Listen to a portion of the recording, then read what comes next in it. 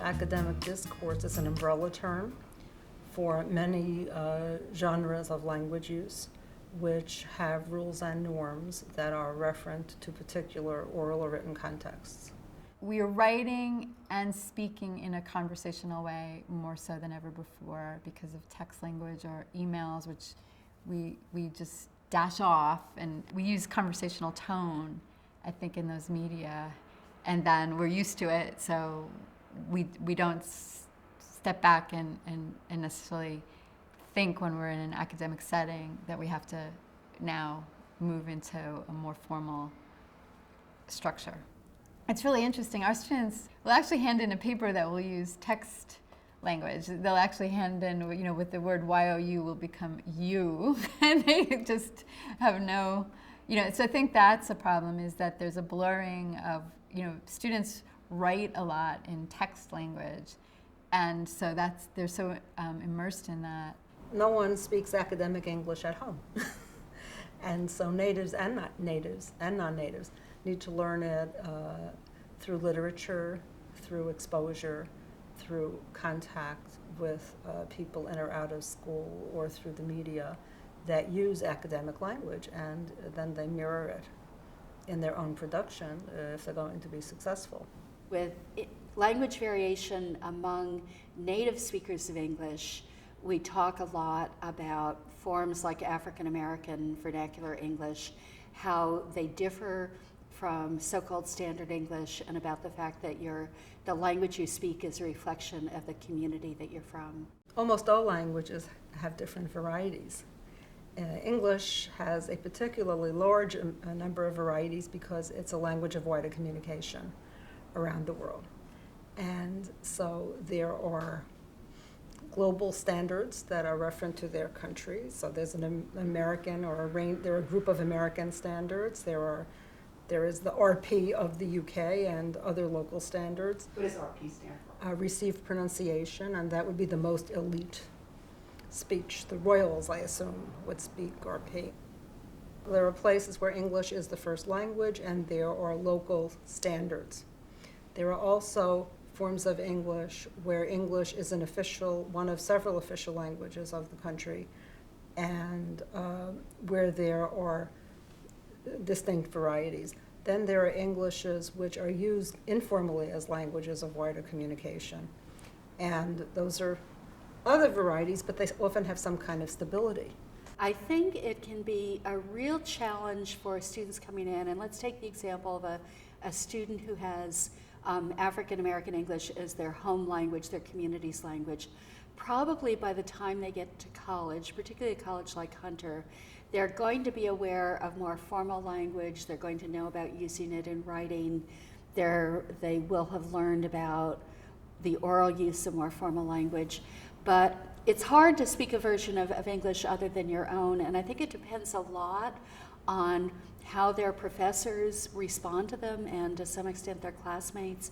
I think if their professors understand that some students are going to come to college already speaking the language of higher ed, more or less.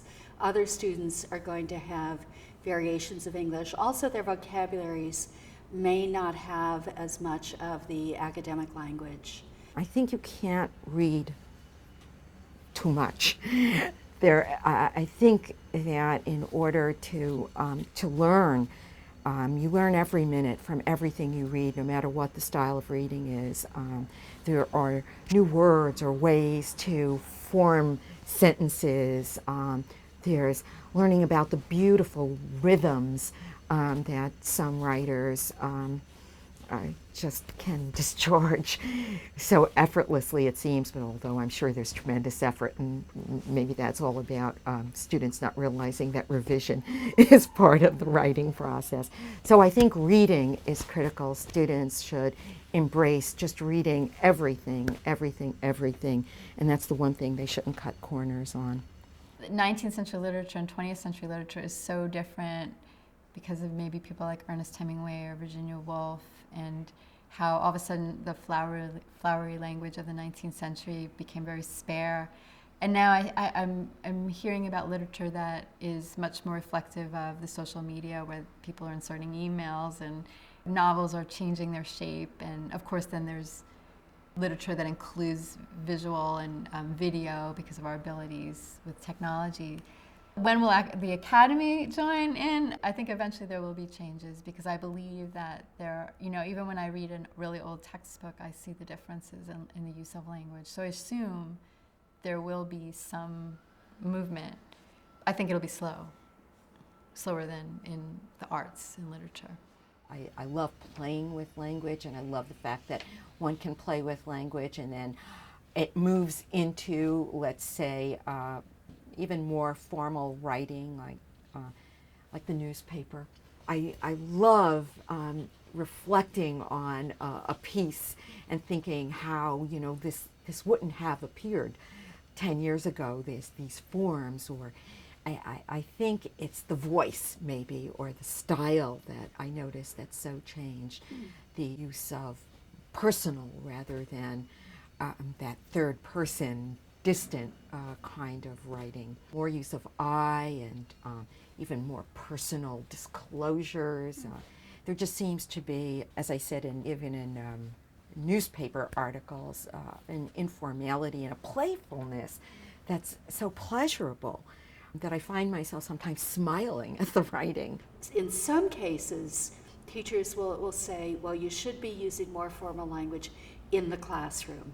I disagree with that, because like I was saying before about when you're talking about your ideas, you need to be able to use your own language. I think kids can learn code switching. They can learn to talk more formally. It's so easy to get led down a path of stigmatizing, of blaming, of treating it as lesser than in some way. And I think it is human nature to think, I talk right the way those other people talk, they talk funny. And that's fine, that's natural. But I think as teachers, as educators, it's important to have a deeper understanding and to question those language prejudices. Particularly with a language like English, which is such a big language, so has so many diverse varieties, it belongs to so many different people, that we don't judge anyone's English based on norms for monolingual native speakers, and that on the contrary, that we should value the different languages and varieties that an individual has as part of their repertoire. I think that's part of the richness of our community, and we should value it. To me